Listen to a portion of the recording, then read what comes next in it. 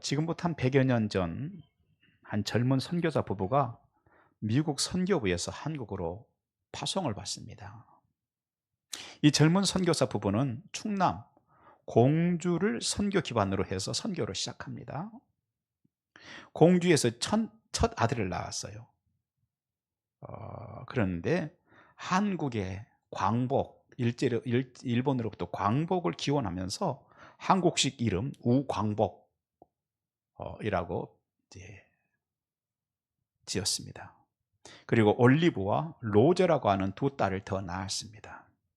그런데 1906년 2월에 논산지방 부흥회를 인도하고 돌아오다가 비를 피해 상역간에서 잠시 쉬었는데 거기에서 상여용품에 의해서 장티푸스에 걸리게 되죠.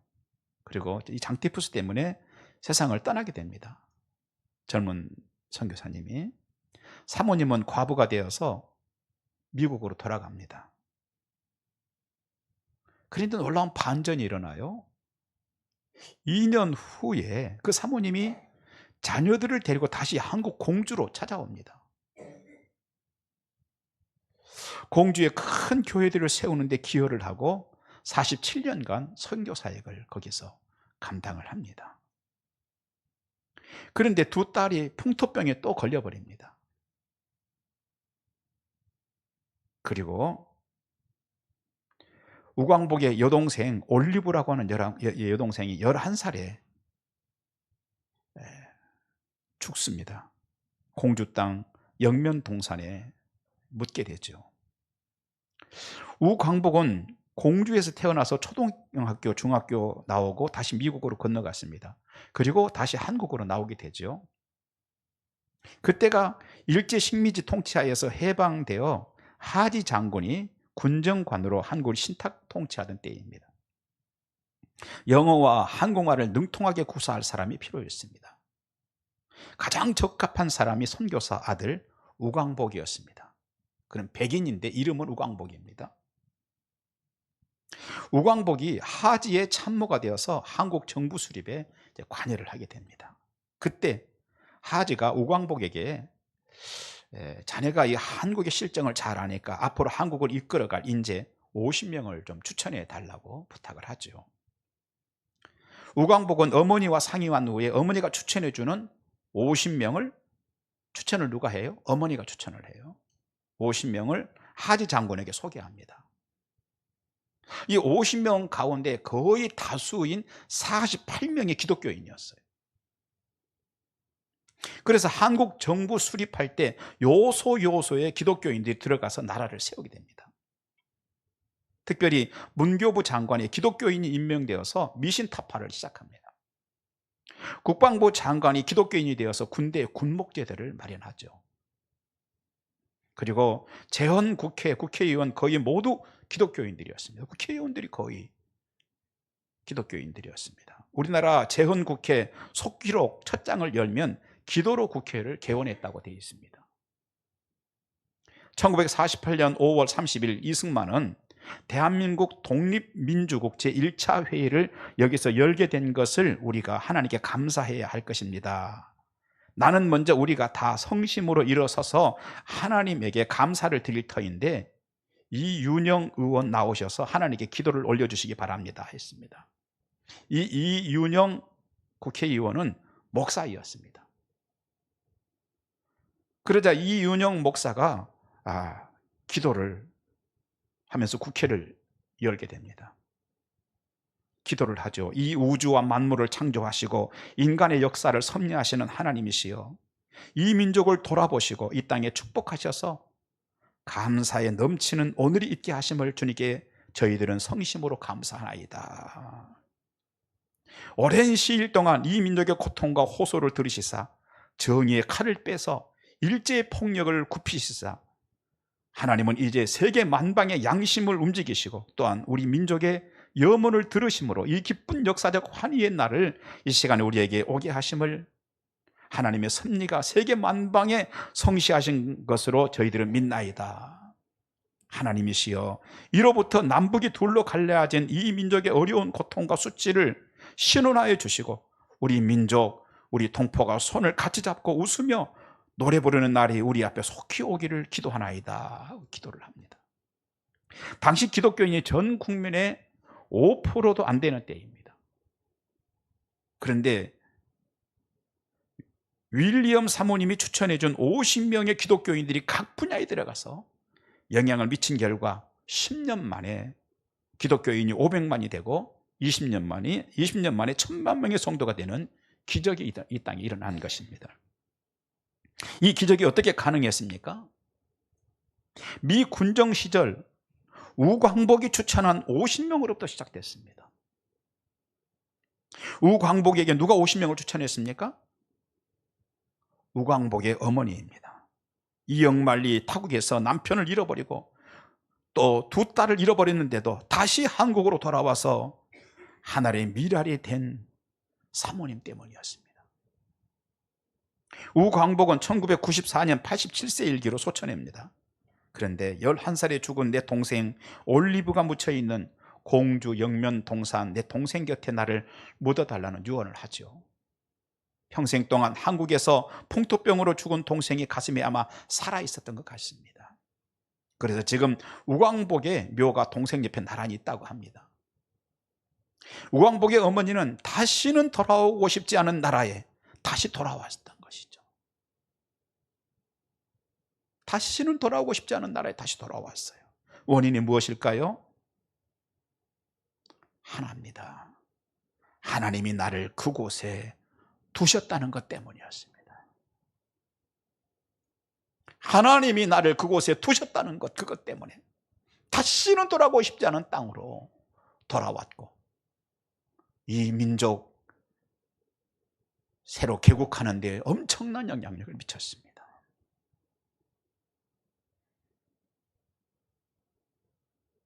저는 고민이 많이 됩니다.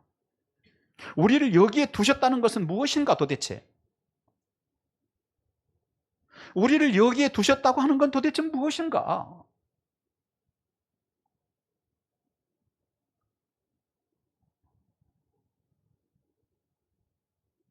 윌리엄 선교사님만 이 땅에 두셨던 것일까? 아니면 사실은 저도 하나님께서 저를 여기에 두셨고 여러분도 오늘 여기에 두신 것이 아닐까? 그렇다면 우리는 나를 여기에 두셨다고 하는 그 내용에 대해 진지하게 좀 더 고민을 더 해봐야 되는 문제 아닌가? 그런 생각을 하게 됐습니다. 우리를 여기에 두셨다는 것은 무엇일까? 오늘 본문에도 바로 그 문제가 들어있습니다. 1장 3절, 내가 마게도냐로 갈 때에 너를 권하여 에베소에 머물게 한 것은, 그랬어요. 바울이 디모데를 에베소에 머물도록 했다고 했습니다. 바울이 디모데를 에베소에 두었다는 얘기예요. 그냥 둔 게 아니라 목적이 있어서 두었다는 것입니다. 하나님께서 저를 오늘 여기에 세우셨습니다. 여러분들이 오늘 여기에 오게 하셨습니다. 하나님 우리를 여기에 두신 것입니다.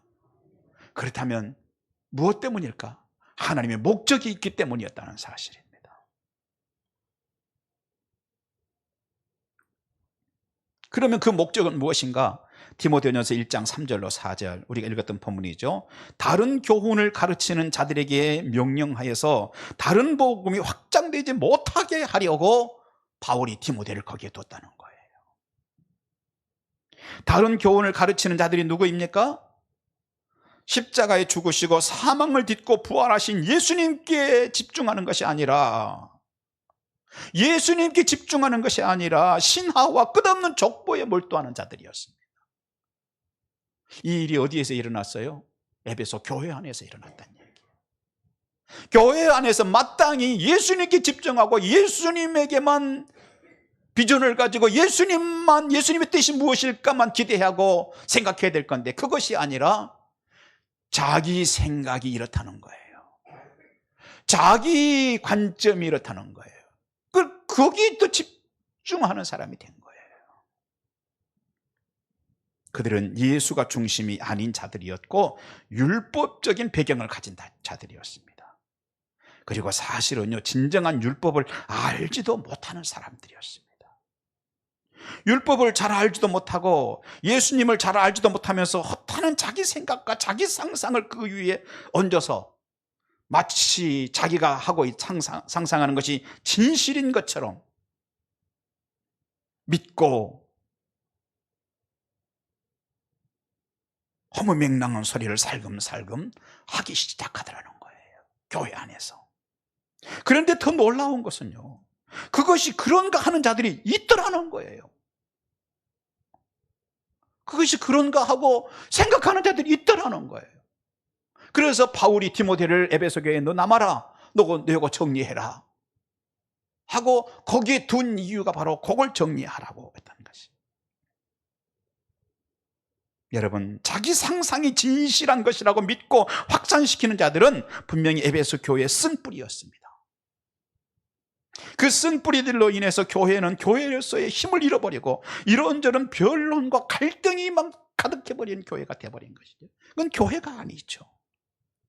바울이 디모데를 에베소 교회에 남긴 목적인 이런 것들을 바로잡고 나아가서 10절에 보면요, 무슨 말씀이 있느냐면 바른 복음이라는 말씀이 있어요. 바른 복음이 흔들리지 않도록 하기 위해서 그 목적으로 거기에 두었다는 것입니다. 그렇게 하면 어떤 일이 일어나느냐, 드디어 하나님의 경륜이 이루어진다는 것이에요. 그렇습니다. 디모데는 하나님의 경륜을 이루는 그 막중한 일을 감당하기 위해서 그곳에 남겨진 사람, 바울이 그곳에 둔 사람이었다는 것입니다. 저도 오늘 여기에 왜 서 있느냐, 하나님의 경륜을 이루기 위해서 저는 서 있다고 생각합니다. 하나님의 경륜을 이루는 것이 아니라면 저는 여기에 서 있을 이유가 없는 것이죠. 이것은 여러분도 마찬가지입니다. 여러분들이 여기 왜 앉아 있습니까? 하나님의 경륜을 이루기 위해서, 하나님의 경륜에 참여하기 위해서 우리는 앉아 있는 것입니다. 하나님은 그래서 우리를 여기에 두신 것입니다.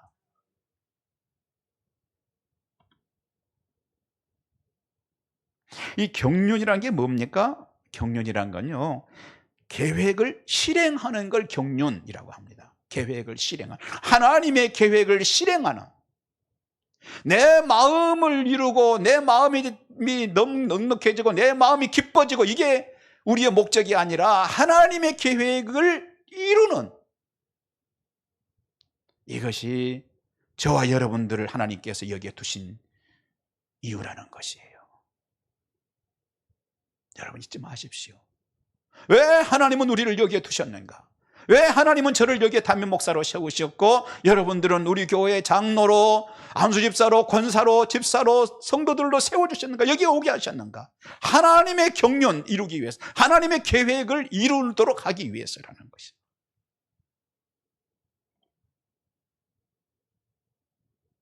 그렇습니다.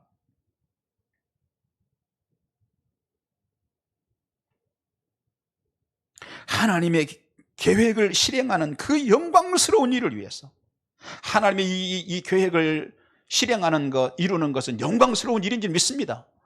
그 영광스러운 일을 위해서 그곳에 남겨진 것이죠. 그렇게 되면 어떻게 됩니까? 그 디모데 때문에 5절, 청결한 마음과 선한 양심과 거짓이 없는 믿음에서 나오는 사랑이 그 교회에 가득하게 된다, 이렇게 말하고 있어요. 자, 그렇다면 바울이 디모데를 거기 두었다면 디모데는 어떻게 해야 하겠어요? 나는 그냥 여기 있는 게 아니라 나를 두어서 내가 여기 있는 거라면 어떻게 해야 됩니까?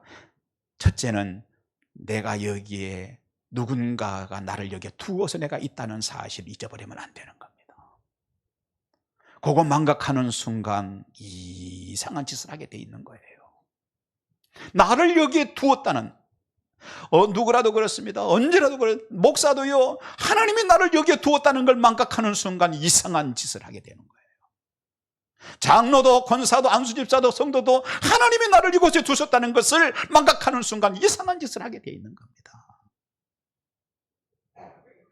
하나님이 우리를 여기에 두신 것입니다. 우리 그거 잊어버리면 안 되는 것이죠. 그 다음에 자신이 거기에 남겨진 목적을 실행하는 데 최선을 다해야 되지 않겠어요? 그런데 실제로 어떻게 했을까요? 디모데는 실제로 최선을 다합니다. 무엇을 보면 압니까? 디모데후서 1장 2절 우리 같이 한번 읽어볼까요? 시작. 사랑하는 아들 디모데에게 편지하노니.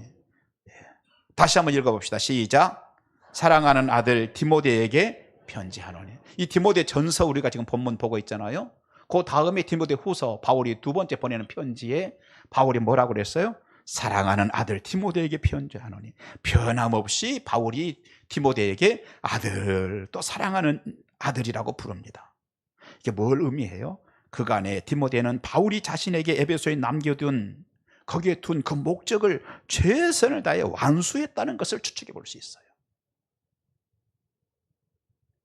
목적이 있기 때문에 에베소에 남겨진 디모데라면 우리 역시 마찬가지입니다. 여러분, 바울보다 크신 하나님, 아멘. 바울보다 크신 하나님은 저와 여러분을 첫째 우리의 가정에 두셨어요. 그리고 우리를 우리 교회에 두셨습니다. 마을 함교에 두셨습니다. 왜 두셨을까요? 의미가 있고 목적이 있기 때문인 것입니다. 이 점에서 우리가 고민이 필요합니다. 고민이 필요해요. 리튼 포드라고 하는 미국에서 아주 유명한 목사가 있었어요. 그는 자기 생애에 잊어버릴 수 없는 사건 하나를 사귀는 전도, 나누는 전도에서 공개했습니다. 그가 서부 아프리카 다카 공항에서 비행기에 기름을 넣기 위해서 잠시 기다리는 동안에 프랑스 출신 선교사가 찾아와서 둘이 이제 선교 교제를 하게 됐습니다. 그 프랑스 출신 선교사는 모슬림 지역에서 10년 동안을 선교 사역을 했다고 자신을 소개했습니다. 자, 그때 리튼 포드 목사의 일행 중에 한 사람이 물어봅니다. 자, 그러면 선교사님 10년 동안 선교하셨으면 그동안에 몇 명이나 회심을 했습니까? 몇 명이나 회심을 했습니까? 하고 물어봅니다. 2사람 회심했습니다. 2사람. 10년 선교 활동 중에 2명이라 합니다. 그러니까 이 포드 선교사님 일행 중에 한 사람이, 또 옆에 있는 일행 사람이 얘기를 합니다. 그럼 도대체 무엇 때문에 이곳에 있는 겁니까? 아니 10년에 2사람이었는데 무엇 때문에 여기에 있는 겁니까? 다른 데 가면 훨씬 더 효과가 날 수 있는데.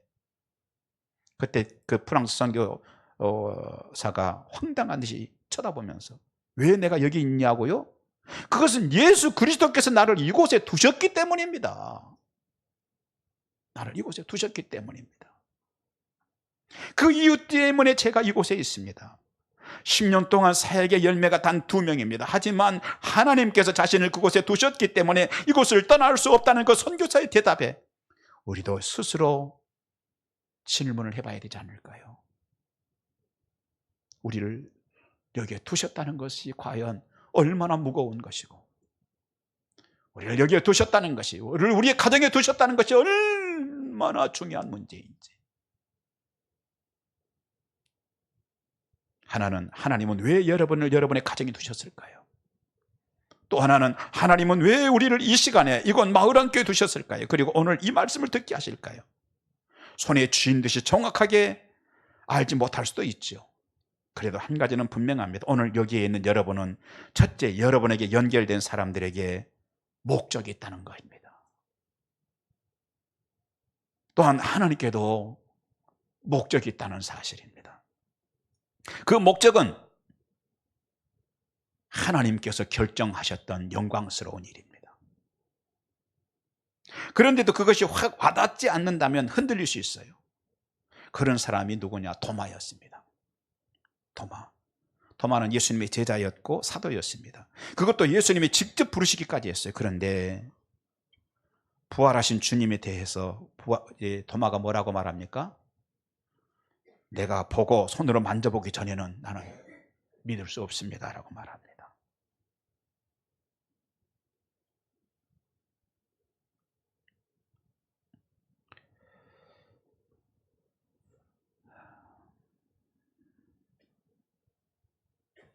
자, 저는 가끔 이 도마를 생각하면서 이런 생각이 들어요. 아니 주님은 저런 사람을 왜 사도로 부르셨을까? 여러분, 그거 궁금하지 않으세요? 아니, 수준 이하 아니에요, 지금? 수준 이하의 사람을 직접 주님께서 부르셔서 사도로 삼으시고, 아니, 사람이 그렇게 없었어요, 주님? 그런데 저렇게 수준 이하의 사람을 주님이 왜 부르셨을까? 좀 그런 생각이 들 때가 있어요. 그러면서 얻은 답이 하나 있습니다. 그것은 그런 도마이지만 주님이 부르신 것은 확실하다는 거였어요. 왜 그럴까요? 목적이 있기 때문입니다. 그럼 그 목적이 뭘까요? 나를 부르신 목적이, 도마를 부르신 목적, 그 당시 도마 자신이 내는 게 아닙니다. 그거는 내 목적과 나를 사도로 주님이 불러주신 목적과 내 사도로 주님이 나를 불러주신 의미는요, 도마가 결정하는 게 아니에요. 주님이 결정하시는 겁니다. 아멘. 아멘. 그러면 주님이 결정하신 그 목적이 뭘까? 그 답 중에 하나는 그가 사도라는 겁니다. 사도로 주님이 부르셨다는 거죠. 또한 후에 아시아, 특히 인도에 영광스러운 복음 전하다가 순교하는, 결국은 영광스러운 복음 전하다가 순교하는 사도가 됩니다. 마찬가지입니다. 하나님이 우리를 이곳으로 부르셨습니다. 믿습니까, 여러분? 우리 모두, 저도 그렇고 여러분들 모두 그렇습니다. 그것은 사실입니다. 하지만 그 목적에 대한 이해가 떨어질 수 있습니다. 그때 나를 왜 여기에 두셨는지 답을 내가 내려고 합니까? 지금 당장 그 답을 원하십니까? 어쩌면 우리는 그거 쉽지 않을 수도 있습니다. 하지만 하나님은 그 답을 가지고 계십니다. 또한 그 답은 그날에 그곳에 가면 선명해질 겁니다. 하나님이 왜 나를 마을한교회 담임 목사로 세우셨습니까? 하나님 나를 왜 마을한교회 집사로, 장로로 하나님께서 거기에 두셨었나요? 하나님께 선명하게 말씀해 주실 것입니다. 분명한 것은 하나님이 여러분을 여러분의 가정에 두시고 하나님의 영광스러움을 위해서 우리를 교회에 두셨다는 것입니다. 요한복음 2장에 보면 잔치집이 소개되고 있습니다. 아주 떠들썩하게 잔치가 벌어진 날이죠. 그 잔치집에 예수님이 오셨어요. 그 집에 사람들이 아주 귀하게 여기는 그릇 하나가 있었습니다. 포도주 항아리죠. 그 항아리에는 사람들의 발걸음이 아주 줄을 잇습니다. 오고 또 찾아오고 또 찾아오고. 그 그릇은 평소 사람들에 의해서 잘 보관됐어요. 깨끗하게 사람들이 닦기도 하고요, 비가 오면 빗물이 들어가지 않도록 하려고 집 안으로 들여놓기도 합니다. 그런데 그날은 그 항아리가 담고 있던 포도주가 모두 동이 났습니다. 그러자 어떻게 해요? 그 그릇을 찾는 사람들의 발걸음이 뚝 끊어집니다. 파산한 잔치를 뒤로하고 주인의 준비가 허술했다는 비난을 하면서 사람들은 돌아가야 할 시간이 되고 말았습니다. 그 잔치집에는 그런데 또 한 가지 항아리가 있습니다. 비가 오거나 눈이 오거나 늘 그렇게 그 자리에 줄지어 놓여 있는 6개의 항아리였습니다. 재질도요, 돌로 만들었습니다. 인기도 없습니다. 사람들의 관심도 없습니다. 외롭게 그지없기까지 할 것입니다. 그 돌 항아리들은 딱 한 번 집에 들어갈 때만 사람들이 찾아옵니다. 항아리를 뭐 하기 위해 찾아와요? 발에 물 씻으려고, 발 씻으려고. 항아리를 대할 때도 예의도 없이 항아리를 마구 대합니다. 와서는 물을 퍽 퍼냅니다. 그리고는 자기 발에 푹 붓고 또 한번 퍽 퍼쓰고, 그 다음에 바가지를 선체로 그냥 휙 집어서 물이 튀거나 말거나 항아리 속에 집어 던집니다. 자, 지금껏 그 항아리들은 할 일도 없고 역할도 허접하다고 생각했습니다. 그런데 예수님은 그 항아리를 주목하셨어요. 그 항아리들의 물을 채우려고 가십니다. 떠서 잔치 손님들에게 나눠주려고 합니다. 놀라운 일이 일어나죠. 그것이 물이 아니라 포도주가 됐다는 것입니다. 할렐루야. 그 항아리들은 아구까지 가득가득 포도주를 담은 그릇이 됐습니다. 예수님이 이 땅에 오셔가지고 많은 기적을 행하셨는데 가장 첫 번째로 기적을 행하시는 그 영광스러운 일에 쓰임받았다는 것입니다. 그랬습니다. 그 항아리들은 내가 왜 여기에 있는지 그 가치에 대해서 잘 알지 못한 채 장대 같은 비가 와도 늘 거기에 서 있습니다. 별로 하는 일도 없는 듯 가치도 없는 것 같기도 하고 스스로 생각한다면 참 한심하죠. 이 한심한 것에 대해 얘기하면요, 가장 한심한 사람이 있다고 그래요. 물고기 잡히지도 않는데 계속 낚시 담그고 있는 사람. 그 집에 빨리 가기라도 하지. 계속 잡히지도 않는데 미끼 넣으면 고기들이 다 따먹는데 그래도 그걸 담궈 놓고 있는 사람, 한심하다고 그래요. 그런데 그보다 한 수 위로 더 한심한 사람이 있다고 그래요. 그것을 옆에 서서 구경하는 사람.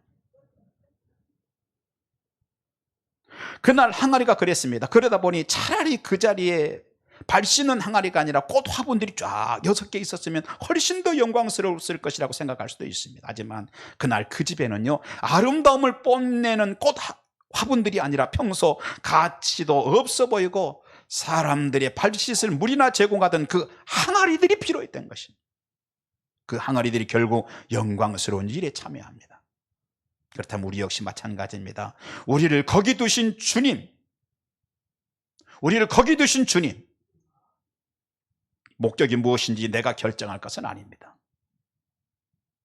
내가 여기에 있어야 될 의미, 내가 결정할 문제는 아닙니다.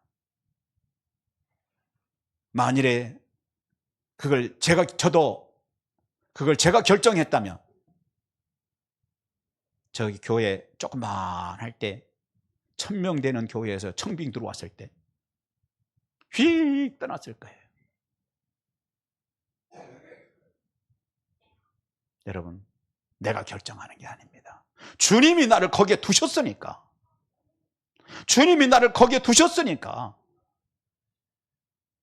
그렇게 비가 와도 눈이 와도 있던 항아리들이, 돌 항아리들이 영광스럽게 주님께 쓰임받았다는 것입니다. 결론입니다. 요한복음 2장, 그 집 앞에 그릇들은 왜 거기에 있는지 모르고 서 있습니다. 그런데 그날 예수님께 영광스럽게 쓰임받는 그릇은 주인의 시선이 늘 머물고 사람들이 따뜻한 대화가 있는 저 식탁 위의 아름다운 그릇이 아니었습니다.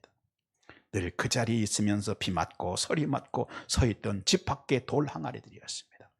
우리는 그 항아리들이 영광스럽게 쓰임받음보다 더 영광스럽게 역할을 해야 되는 자들입니다. 아멘. 하나님 보실 때 우리는 그 항아리들과 비교할 수 없이 귀한 일을 위해서 그곳에 두신 자들인 것입니다. 저는 그렇게 생각합니다. 여러분은 여러분 가정에서 엄마로 아빠로 자녀들에게 거기 그렇게 서 있는 가치를 새롭게 하셔야 됩니다. 여러분 가정의 남편으로 아내로 거기 그렇게 서 있는 가치를 새롭게 하시기 바랍니다. 교회에서도 마찬가지입니다.